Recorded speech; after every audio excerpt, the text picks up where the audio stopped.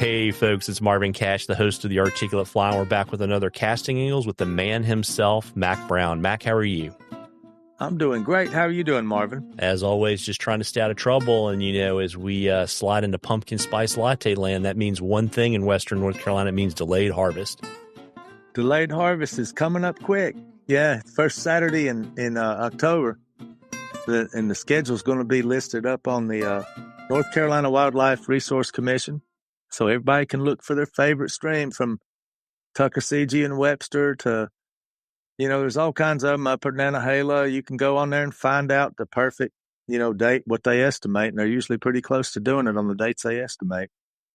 Yeah, and I would say, too, it's kind of it's interesting because I know a lot of people don't fish for bass and brim and stuff during the summertime. So this is really, for a lot of people in North Carolina, it's their reentry into fall fly fishing. And, the great thing is when those fish first get stocked, they're not very educated, shall we say. And so you can kind of feed them a lot of junk food and have a lot of success, right?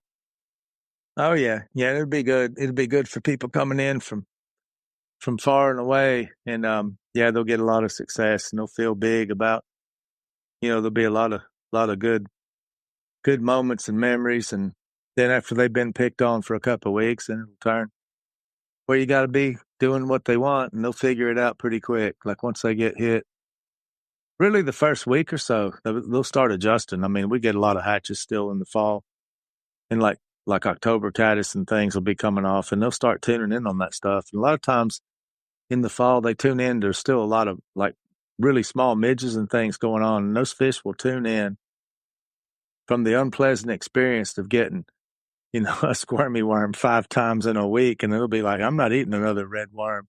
And then they'll tune in on that real small stuff, like the 22, 24 size mid stuff. And if you really want to get technical with it, you can go in there and still catch those same fish then and fish the real tiny stuff, what they've adjusted to, because they'll eat a lot of junk food, the first week, and everybody's a winner, the first week. But once that first week is over, it'll get tough real quick because it brings a lot of people.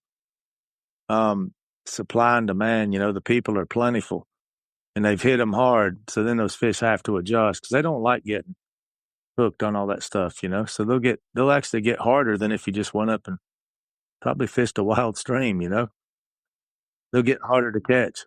Yeah, it's interesting too, right? Because when they first get stocked, they're all potted up. So a lot of times if you go out kind of early in the DH season, you kind of have to hunt around to find the fish because they haven't really spread out to kind of like, we'll just say normal kind of, fishing lies, right? Yep. Yeah, they'll start to spread out after that first week too. The pod will stay together and then they start to spread out. And it's like you can do when they're still potted up, you just got to think about how can I be different? And all you got to do is go out there and look in the daytime if you're coming up from out of state or even if you live close to, Western Carolina where all these DH programs happen, just look and see what everybody's doing the first week. And you want to be different. You don't want to do the same thing they're doing because after a week, that stuff's not going to work. And of course, usually what happens is they do it again in November and then they stock it again in December. And then they quit in January and they'll come back and do it again in March, So basically just look and see what everybody's doing and do something other. Because whatever everybody's doing is usually not what you want to be doing once they've been hit, hard the first week. You want to do something different, So if it's a small dry fly or if it's think about this. So if everybody's throwing a bobber, right, and they're lobbing a bobber 10 feet over the side and they got their squirmy worm and their girdle bug down deep, and then all of a sudden that's not working. What do you want to do different? Maybe throw a wet fly, maybe throw a dry dropper. Maybe do something that's a little more stealthy that's not just like this big float going over top of them. And that's what about 95% of the people do is use an indicator. And I think a lot of times with the DH, the key to success is not copying what the majority's doing. Be individualistic and try to do your own thing, Yeah, I'm a big fan of stoneflies and pheasant tails. Yeah, that'd be good. I mean, that'd be a good thing. And of course, junk food and stuff will work good at first, and then it stops working as good. And of course, going into the winter, what's a real common thing throughout the world going into the winter season is egg patterns. I mean, because fish are getting ready to spawn, so they're all like thinking about eggs, even if they hadn't begun to spawn. your orange and your pinks and your egg patterns that are common colors, like the yellow egg. All those are a really good tactic, because you can go in there any day of the week, even when they've been hit. And if you fished an egg pattern without a bobber, you can do pretty well. I mean, you can do really well all through the wintertime on those DH programs, just fishing eggs. I mean, eggs really, I don't know, in my opinion, eggs are king through the winter because that's what they're looking for. Yeah, you can fish a Y2K and you don't even have to use split shot. Yeah.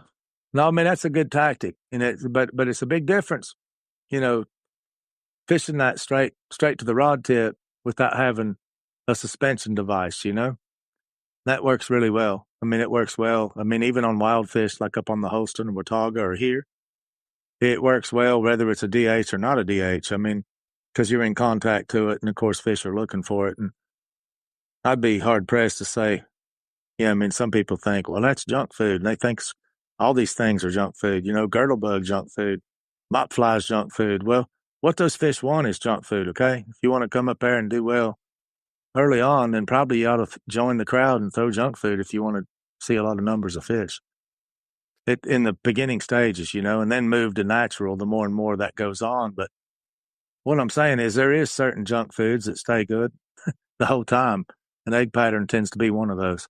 Yeah, but also too, you got to remember, like, a girdle bug is a stonefly imitation, right? And mop flies are crane fly larvae, and those are common forage items. I'd also say too that on the wild versus stock thing, those stock fish have a tendency to like to look up because they're used to being fed pellets in a hatchery. That's right. That's where dry fly comes into play. Like dry fly, like just a single dry fly with with a wet tag below it with no weight at all. That does incredibly well. Like after these things get beat up a little bit, that's really my favorite go-to. It's a small dry fly with a small wet underneath it. When I say small wet, I'm talking like 20. I mean, when I say everybody thinks, oh, big, you mean like on the lakes, throwing size 10 or 12. So no, I mean like 18 to 20 can do really well because you get a lot of blue wings and stuff heading into the colder season, and those work really well. And they feel safe about it because it's not like dropping down real quick with, tungsten bead and all this. I mean, that's really kind of repulsive when you think about it. To wild fish, I think a lot of times people throw too heavy, weight on it to where it goes down so fast. It's kind of like, it's not natural is what I'm trying to say. So you throw something like that and it makes a little splash and it's sinking at a rate that's unattainable by a natural insect. And the wild fish will look at that and go, yeah, I'm not going to try that.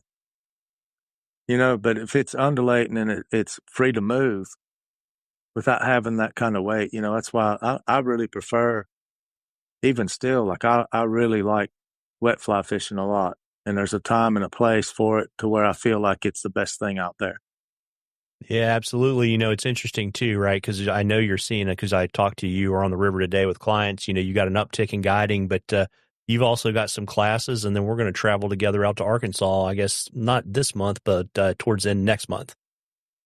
That's right. Yeah, we got the school still on October the 15th. And then after that, we go to see Davey down there in Mountain Home. What is that? The 25th, 26th, 27th, I think Friday, Saturday, Sunday. Is that it or 24th? I can't remember. I think it's 4, 5, and 6. Okay, 4, 5, and 6. And then we get to, well, it'll be up to you. We might stay a day. We might come back right after we get done, depending on what we get time to fish for, because you have another engagement, you said. But yeah, I'm looking forward to getting out there. That's a great time of year to be on the white, and those fish will be willing.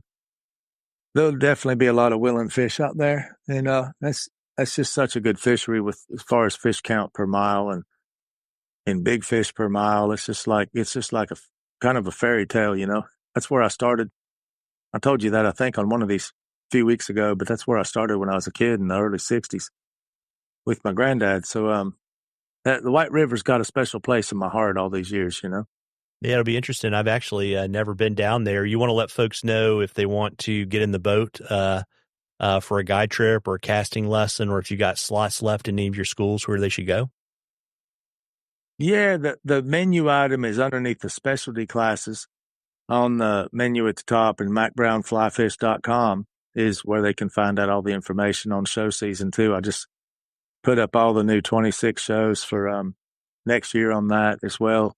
which we're going to do all the fly fishing shows, and got a couple other things that people talking about for other commitments there in 26, and it'll have all the dates for everything. So that's the best place to find out, and then either message or email or send a smoke signal, as Marvin says. Yeah, well, it's that good time of year, right? Because the leaves are going to start to fall and they're going to be wet. It's a great time to send smoke signals.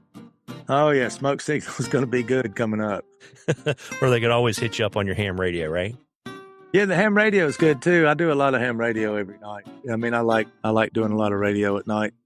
And yeah, if you're a ham radio operator, send me a PM on that. We'll send you the call signs and everything where to be.